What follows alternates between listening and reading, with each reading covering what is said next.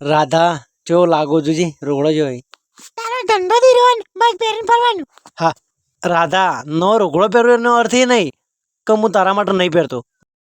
તું કહીશ તો હવે નહીં પહેરું બસ.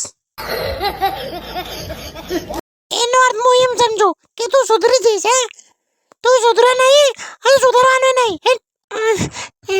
વિક્રમ હું તો ખાલી મજાક જ કરતી હતી. મને ખબર છે રાધા. તો મારે શું કરવાનું? એ સામેથી નંબર આપે તો મારે શું કરવાનું પછી? ના પાડી દેવાની. કઈ બધાનો નંબર લેવાની જરૂર નહીં. જે હોય ને એને રાખવાની.